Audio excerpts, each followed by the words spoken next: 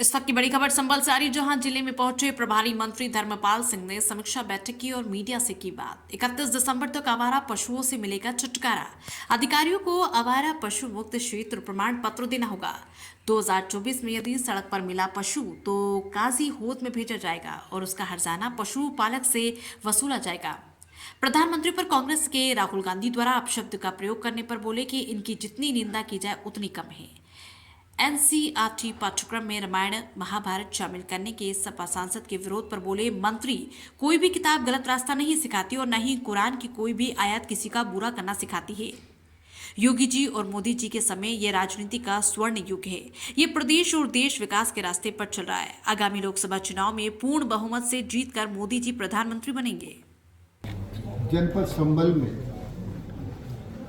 निराश्रित गौवंश को गौ आश्रय स्थल पर पहुंचाने का अभियान संपूर्ण उत्तर प्रदेश में चल रहा है। इसके संबंध में माननीय मुख्यमंत्री जी ने 6 विभागों को जोड़कर इस अभियान की जिम्मेदारी सौंपी है। इसमें 6 विभाग पंचायती राज, ग्राम विकास, नगर विकास और राजस्व, पुलिस विभाग और पशुधन विभाग। आज इन 6 विभाग से संबंधित बैठक थी। चरागाहों को मुक्त कराना, उन पर चारा उगाना, इसमें एडीएम और डीएम ने जो भी यहाँ पर भी मुक्त कराया गया। चरागाहों में चारा भी उगाने का काम किया है।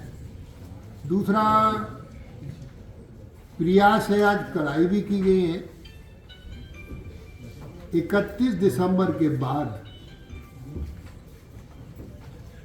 2024 में निराश्रित गौवंश किसानों के खेतों में, सड़कों पर, शहर की गलियों में दिखाई न दे। और यदि ऐसा निराश्रित गौवंश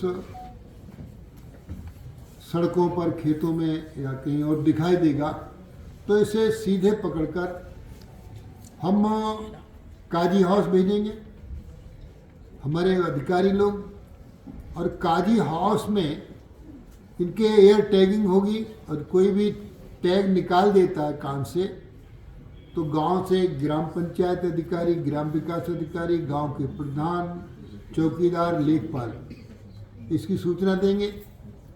फिर उसी पशुपालक से जिसके पशु ने नुकसान किया है, गाय ने नुकसान किया है या बैल ने नुकसान किया है, नंदी ने नुकसान किया है, तो उस नुकसान की भरपाई उसी पशुपालक से होगी जिसके पशु ने वो नुकसान किया।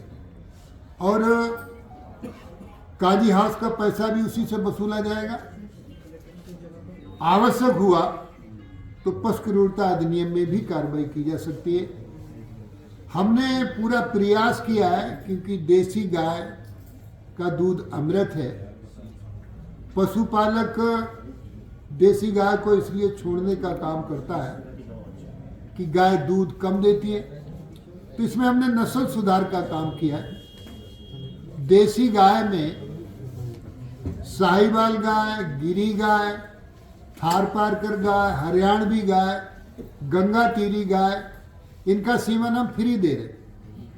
और जब ये गाय बछिया होगी, वो गाय बनेगी तो 10 लीटर और 12 लीटर दूध देगी।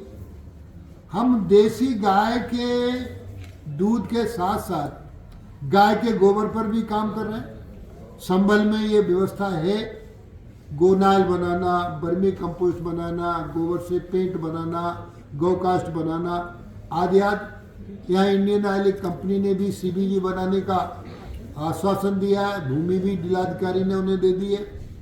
तो इस तरीके से इस जिले में भी बहुत अच्छे काम करें, क्योंकि पानी की बहुत आवश्यकता है। ग्राउंड वाटर कम हो रहा है, स्थानीय नदियाँ समाप्त हो रही हैं। जनपद संभल का विकास अच्छा हो, इसके लिए खेती भी अच्छी हो।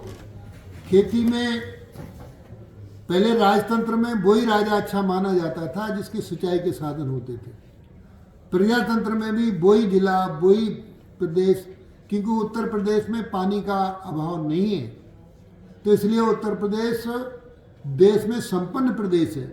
संभल में भी पानी का अभाव नहीं है, लेकिन हमारी कुछ परिस्थितिजन्य स्थितियों के कारण से आदमी ही पानी का दुश्मन होता जा रहा है। हम स्थानीय नदियों को सुखाए दे रहे हैं, उन पर खेती करना प्रारंभ कर दिया है।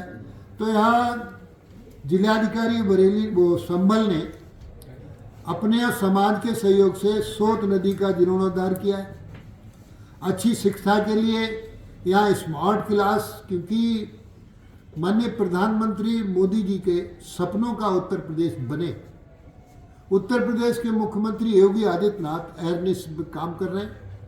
यहाँ संभल में भी शिक्षा की अच्छी व्यवस्था हो, तो स्मार्ट क्लास के साथ एस्ट्रोनॉमी लैब का भी इन्होंने निर्माण किया है। MNCU का भी प्रयास किया है। एक जनपद एक उत्पाद में भी यहाँ संभल में खेती में यहाँ मेंथा है, आलू है, गन्ना है, तीनों चीनी मिलें यहाँ चालू हो गई। जिलाधिकारी को निर्देशित कर दिया गया है, इन्होंने सभी चीनी मिलों को कहा है, हमने भी कहा है कि किसान का समय से भुगतान करने का काम करें। तो और इस तरीके से यहाँ कानून की व्यवस्था में पुलिस का भी ठीक से काम हो। हमारी पुलिस ने यहाँ साइबर अपराध रोकने के लिए कुछ कंट्रोल रूम ऐसी व्यवस्थाएं कि ये पुलिस कल्याण का भी काम, क्योंकि अभी तक तो ये माना जाता है पुलिस कुछ काम कल्याण का करती नहीं, डंडा ही चलाती है, तो ऐसा नहीं है। साइबर क्राइम को हम कैसे रोकें, कानून की व्यवस्था की, क्योंकि मेरा सीधा मानना है यदि व्यक्ति सुरक्षित है तो वो अपना विकास कर लेगा, और सुरक्षित नहीं है तो फिर विकास नहीं कर पाएगा। तो हमारे यहाँ विकास की जिम्मेदारी जिलाधिकारी पर है और सुरक्षा की जिम्मेदारी SP संभल पर है। तो दोनों मेरे अधिकारी ठीक से अपने अधिकारियों की टीम बनाकर काम करने का काम कर रहे हैं। तो जनपद संभल विकास और सुरक्षा में अव्वल आवे, इसकी हमने समीक्षा भी की है। और निराश्रित गौवंश 31 दिसंबर तक कई सड़कों पर खेतों में ना जाए, इसकी सिस्टम बनाकर समीक्षा की है। आज मुझे इतना ही कहना था। जी मतलब जी आपने पहले भी मतलब मुख्यमंत्री जी ने निर्देश जो कोई निरीक्षण नहीं किया, अवलोकन किया। बैठकें की जाती हैं तो उनमें क्या नहीं, फिर समझ लो, शब्दों का अंतर समझ लो। सर बरक साहब ने कहा है रामायण को लेकर कि जो रामायण गीता है वो जो है किताब बुक से हटाकर जो है कुरान शरीफ को लगा दिया। सर क्या कहेंगे सर? ऐसे गीता, रामायण, कुरान, महाभारत कोई भी नहीं है जो खराब संदेश देता हो। कुरान में भी कोई आयत ये नहीं कहती कोई किसी की जमीन पे कब्जा कर लो, कोई आयत ये नहीं कहती है किसी के हक को मार लो। रामायण भी यही कहती है कि अच्छा काम करो, महाभारत भी यही कहती है कर्म करो, गीता भी यही कहती है कर्म करो। तो जो कुछ सरकार कर रही है वो अच्छे को कर रही है, अच्छी शिक्षा व्यवस्था को कर रही है। रामायण में सारा कॉमर्शियल सिस्टम है, लेकिन क्या करना चाहिए क्या नहीं करना चाहिए, वो तो विरोध कर रहे हैं इस बात का लेकर। जो विरोध कर रहे हैं उनकी मानसिकता वोटों की है, कैसे मुस्लिम वोट हासिल करें। भारतीय जनता पार्टी वोटों की राजनीति नहीं करती है, भारतीय जनता पार्टी कल्याण की राजनीति करती है। देश के प्रधानमंत्री माननीय मोदी जी ने कहा न्याय सबको तुष्टिकरण किसी का नहीं, इसलिए उन्होंने नारा दिया सबका साथ, सबका विकास, सबका विश्वास, सबका सहयोग। यह है थीम। आगामी चुनाव को लेकर, लोकसभा चुनाव को लेकर कितनी सीटें हाथ से जुड़ी हैं?